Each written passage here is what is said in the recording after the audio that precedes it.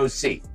What? She's kind of fun in a silly but earnest, wrong but adorable way. She's like your daughter when she comes back from her first year at Brown, full of half-baked, half opinions, in need of some gentle, patient deprogramming. But people have to realize new faces doesn't mean new ideas. Drives me crazy. AOC has never introduced a fresh idea. More and more I'm seeing people on the right offering like some praise for her, like, oh, don't count out AOC. She's a fighter, because she seems to have some of the same base as Trump, people who want an outsider. Wake up, people. Wake up. She was 100% on the side of Jordan Neely here, throwing out all the racism accusations and all that her woke identity politics playbook. She is no friend to reason. So stop, okay? Just stop. The praise of AOC has to end from anybody who wants justice, wants reason, wants sanity to prevail, and isn't on the side of... For roaring applause and a storm of fire emojis after sharing her latest heated take. Then Greg Gutfeld and Megyn Kelly stepped in like uninvited guests who weren't there to clap. Gutfeld fired off sharp one-liners, treating the moment like a late-night stage. Kelly, meanwhile, took a slower route, breaking down the argument piece by piece with careful focus. As AOC leaned heavily on trendy phrases, her delivery began to feel rushed, almost tangled. The exchange quickly turned tense. What exactly did they say that shifted her viral moment off course? Let's just say it grew more chaotic than a crowded committee room before a big vote. Me crazy. AOC has never introduced a fresh idea or issue in her life. The reason why she gets along with Bernie is because she's like an 80-year-old leftist in a used bookstore. I mean, she may look fresh, but she's as stale as an abandoned futon on the street. It's like, I listened to her, I go, I heard that at Berkeley in 19... Soon after, AOC appeared holding a pricey oat milk cappuccino, speaking about economics with confidence and repeating her tax the rich stance. Critics argued it felt less like a structured debate and more like a communications misstep. Gutfeld and Kelly didn't have to dominate the stage. They simply highlighted the weak spots and let the Green New Deal discussion face scrutiny on its own. Under that spotlight, the message seemed to soften and lose shape as viewers watched closely. Quick reaction on what's going on with Elon Musk and President Trump on Twitter right now. Oh man, the girls are fighting, aren't they? I think this breakup we've been seeing a long time coming, but we'll see what the impacts are of it legislatively. Okay. You're so cool referring to them as the girls. She's above it all, Ben. That's what she's trying to telegraph. You see, she's the adult in the room, the one out there who does a preacher accent, and she leans into her fake Latina accent, and like she's the... In the end, this wasn't a calm exchange of ideas. It felt uneven, as if the tools brought to the conversation didn't match. In Washington, D.C., near a Whole Foods, Alexandria Ocasio-Cortez made her case. Two commentators who strongly challenge what they view as unrealistic economic promises responded quickly. And just like that, a moment meant for celebration shifted into a debate that carried far more heat than applause. So surprise, who would go see a movie that's the opposite of entertaining? There's nothing entertaining about that.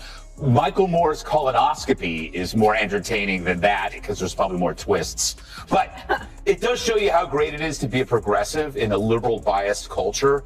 She really doesn't do her job, right? She makes movies, she goes to galas, she sits for glossy butt-kissing interviews in GQ and other women's mags. Once you get over the fact that you're hollow inside, it's not a bad life. Greg Gutfeld entered the conversation with the subtlety of a chainsaw at a yoga retreat. He glanced at AOC's latest proposal and treated it with the same seriousness most people give a suspicious email. Close behind, Megyn Kelly followed with sharp commentary, screenshots, and the steady energy of someone who has cataloged every slogan dressed up as a revolution. The spark came from AOC's renewed push to redefine what success in America should look like. Instead of offering a detailed roadmap, critics felt her plan read more like a recycled social media thread, heavy on catchphrases, light on specifics. The idea, as they framed it, resembled running the economy like a donation-based class, shared goals over competition, group outcomes over individual drive. To opponents, it sounded like a nationwide team assignment where everyone earns the same reward, whether the effort matches or not. And the reason why they don't have any ideas is they operate on half opinions. Like, what if we get rid of cash bail? Oh, let's do it. What happens? You have repeat criminals wreaking havoc. What if we have sanctuary cities? Hey, let's do it. What happens? You have rapists and killers, finding sanctuary, safe haven. What if we give trans rights that we don't have? Well, you just ruin women's sports. You ruin safe spaces. You make kids' lives hell. But you don't they never think about what their ideas incentivize. That would be nice. So where are their ideas going to come from? Gutfeld examined her economic outlook the way a scientist might inspect a strange pattern in a field, curious, skeptical, slightly entertained. He suggested she speaks with bold certainty while seeming distant from everyday concerns like rent and rising prices. Kelly chose a calmer path, no shouting, no dramatic flourishes. Drawing on research and experience, she responded in a measured tone, carefully taking apart each claim. The striking part, neither of them needed fireworks. They laid out their points, and many viewers felt AOC's own reasoning did the rest. A little bit of the New York Times review. And Teo, he thinks that the hopelessness of the movie makes it a hard sell for people who would go see the movie, and also for voters to change their minds about climate change. But they said for AOC that she offers the best on-screen antidote to despair because she's funny. A canny political strategy. But they don't like it if conservatives are funny. Yeah. Right? It's only That's mean. helpful there. If a conservative is funny, that's mean. Take the Green New Deal, her sweeping climate proposal. Supporters call it bold and forward-thinking. Critics give it a harsher nickname, suggesting it feels less like a roadmap and more like a glossy poster filled with hopeful slogans. AOC speaks about phasing out fossil fuels while expanding programs like housing support and universal health care. Opponents argue that the plan outlines big goals but skimps on step-by-step detail. To them, it reads more like an inspiring highlight reel than firm legislation. Greg Gutfeld didn't deliver a marathon speech. He simply pointed to the parts he viewed as impractical and raised everyday questions. How would transportation run? How would infrastructure adapt? How would a nation as large as the United States manage such sweeping changes? Megyn Kelly followed with a steadier tone, reminding viewers that modern economies run on energy systems, budgets, and logistics, not just hopeful intentions. Their shared point was simple. Large ambitions require precise planning. Without it, even the grandest blueprint can feel unfinished. Performance from AOC, who decided to go to the Bronx and pretend she was Cardi B.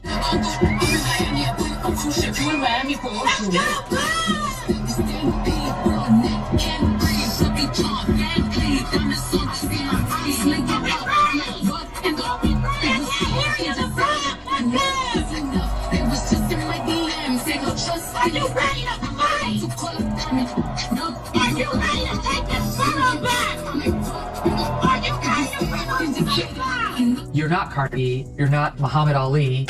On taxes, AOC often paints billionaires as figures hoarding vast fortunes, arguing that higher taxes on the wealthy could fund major reforms.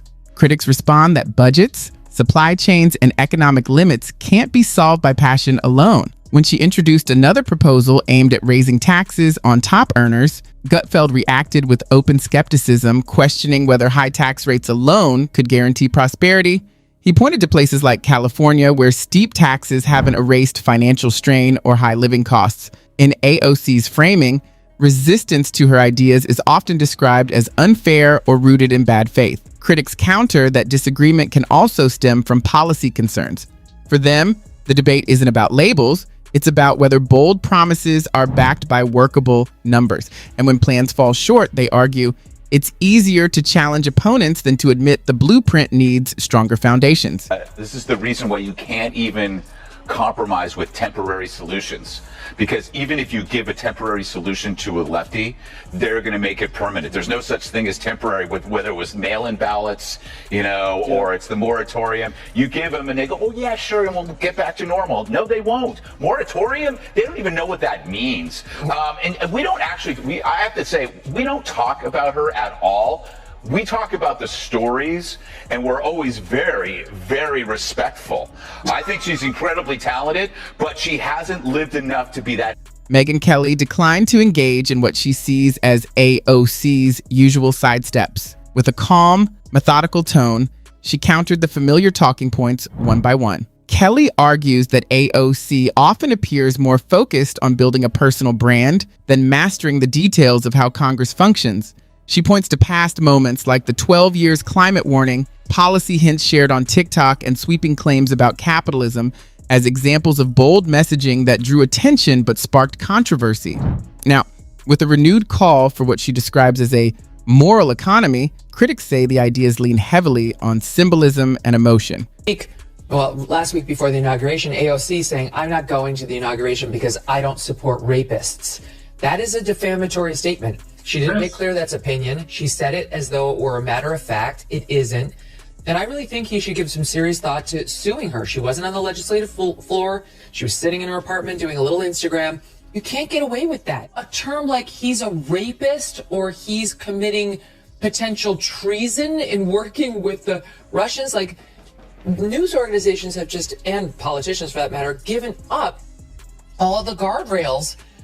Greg Gutfeld responded with humor rather than outrage. He suggested that adding more layers of bureaucracy isn't the same as solving problems. To him, some proposals sound less like finished policies and more like early drafts still searching for structure. He even revisited past debates about environmental claims, like methane from livestock, with exaggerated jokes to underline what he sees as overreach. Kelly closed that segment by posing a sharper question.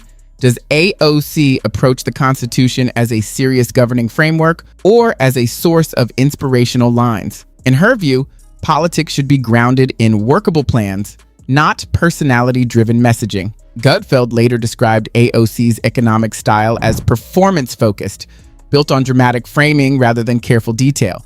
He argued that some proposals follow a pattern, spotlight a failure, repackage it with bold branding, then shift the focus when critics push back. Kelly added that emotion without detailed policy can leave gaps, especially in complex areas like financial regulation. Gutfeld compared her rapid rise to a flash sale, attention-grabbing and loud, but difficult to sustain when real-world limits apply. Heard that AOC, among others, were arrested last night.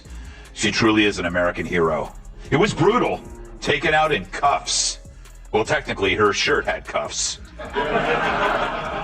Maybe French cuffs, as she did surrender without fighting.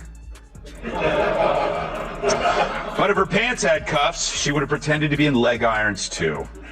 But real handcuffs, not so much. But that didn't stop her from pretending, and I hate it when people do this to me.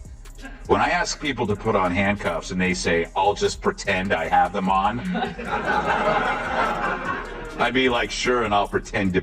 Though AOC presents herself as a champion for working families, her opponents contend that certain proposals feel unfinished. Kelly's central claim remained consistent. Meaningful reform requires depth, discipline, and policies that extend beyond social media appeal. Greg's main point was sharp. AOC isn't powerful because of control. She's influential because many underestimate her reach. He argued that when lawmakers treat Congress like a stage for viral moments, others are left sorting through the policy gaps that follow. In his view, simply replaying her own words is often enough to raise doubts. He believes critics aren't even required. The sound bites can create confusion on their own. Passion, he admits, isn't the issue. Focus and follow-through are. Kelly approached it differently. Rather than mocking, she calmly questioned the depth behind the messaging. When Gutfeld joked about sending her an introductory economics book, Kelly added dryly that it might need to be a special edition, one guide per grand proposal. Their shared critique was that policy can't be built between social media posts and carefully staged photos. Governing, they insist, demands more than confidence and a quick camera clip. Political left, who's gone beyond all the identity issues. I mean, don't get me wrong. The person I'm going to show you is 100% wrapped in all of them, but like genuinely believes the Hitler fascist stuff, like is distraught because they really think Hitler just got reelected. Most of them were just pretending, but then there are the ones who genuinely believe it, like AOC. We are about to enter a political period that will have consequences for the rest of our lives. Donald Trump has talked about turning the military on U.S. citizens that he deems his domestic political enemies. Authoritarians and people that he affiliates closely with and strongmen abroad in regimes like that, it is not uncommon to jail political dissidents or legislative. To them, AOC's political style leans heavily on dramatic phrasing, the kind that sounds powerful at first, but feels lighter under close reading. Kelly dissected statements with steady precision, aiming to separate emotion from evidence. Gutfeld highlighted what he sees as irony, criticizing capitalism while thriving within its system. They argue her recent proposals sometimes appear to treat complex economics as optional details rather than central foundations. Supporters may cheer as if listening to an inspiring talk, but Kelly and Gutfeld remain unconvinced. Their message is consistent. Slogans aren't substitutes for structure, and live streams don't equal legislation. Strip away the filters, they say, and what remains should be solid, workable policy. Until then, headlines and trending clips may keep the spotlight bright, but they won't resolve the harder realities waiting beyond it. Greg argued that AOC isn't risky because she holds overwhelming power. In his view, the concern is that many treat her as if she does. Talking, there, I'm picturing AOC lecturing us about our hamburgers, how we can't have them anymore, and we can't have heat in our homes, we can't have SUVs, and we can't, now the left wants us, we have to get rid of our gas stoves. It's a no.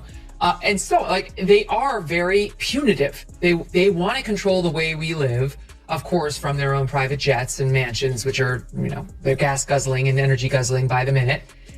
And he's feeling it. But I think this one goes beyond just the squad.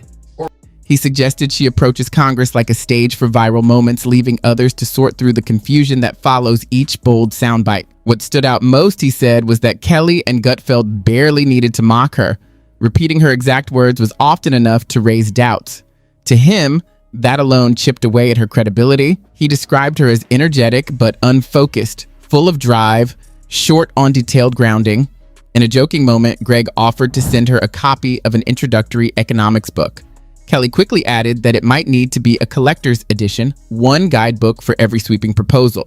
Their shared critique was that policymaking shouldn't unfold between coffee snapshots and phone-recorded speeches about capitalism. They framed her political style as highly theatrical, packed with dramatic phrasing that sounds powerful at first, but feels thinner under closer reading. Once the shine fades, they argue the structure doesn't always hold.